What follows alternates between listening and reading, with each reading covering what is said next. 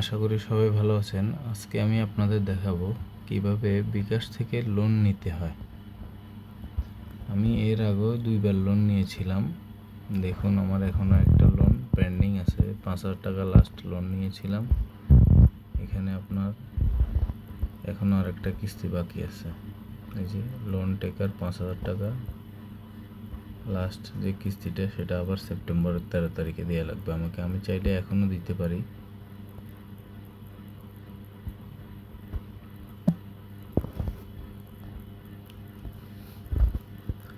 তো আপনারা দেখুন, এখানে বিকাশ থেকে লোন নিতে হলে আপনাদেরকে সবচেয়ে বেশি ট্রানজ্যাকশন থাকা লাগবে। আপনারা যত বেশি ট্রানজ্যাকশন করবেন তত বেশি আপনাদের লোনের চান্স বেড়ে যাবে। যেমন কি আপনার রেমিটেন্স আসা লাগবে, লেনদেন বেশি হওয়া লাগবে।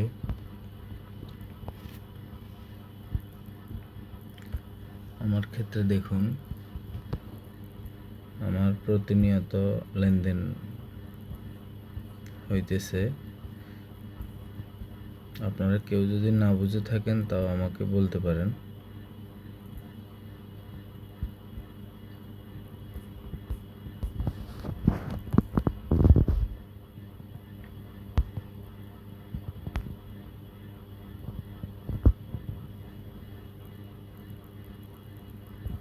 এই যে দেখুন, আপনারা রেমিটেন্স ক্যাশ আউটটা সবসময় কম টাকায় হয়।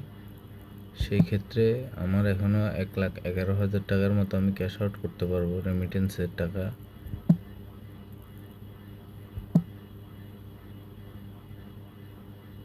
তো যথারীতি দেখতেছেন, আমি গতবার 5,000 টাকা লোন নিয়েছিলাম, তার একটা কিস্তি এখনও বাকি আছে। এখন আমাকে তারা 13,360 টাকা লোন দিতে রাজি আছে। আমি যদি গ্যাট লোনে দিই তো আমি পুরোটাই লোন নিতে পারবো। চাইলে মিনিমাম আমি 10,000ও করতে পারবো। যদি আমি 10,000 করি, দেখুন, আর লোনটা সর্বোচ্চ 3 মাসের জন্য দিবে তারা। এই 3 মাসের ভিতরে আপনারা 3 কিস্তিতে পরিশোধ করতে হবে। তো আমি এখানে প্রসিডে ক্লিক করলাম। দেখুন, এই 10,000 টাকার একটা ব্যালেন্স আমি এর আগেও একবার নিয়েছিলাম। 3,441 টাকা 81 পয়সা করে 3 কিস্তিতে আপনাকে পরিশোধ করতে হবে। তো আসলে আমি এখন লোন নিতে চাচ্ছি না, তাই আমি আর আগাইতেছি না। আপনারা যদি লোন নিতে চান, এ পর্যন্ত আসার পরে প্রসিড ক্লিক করলে আপনার লোনটা অ্যাভেল হয়ে যাবে। আশা করি সবাই বুঝতে পারছেন। না বুঝলে আমাকে মেসেজ করবেন বা কমেন্ট করবেন। ধন্যবাদ।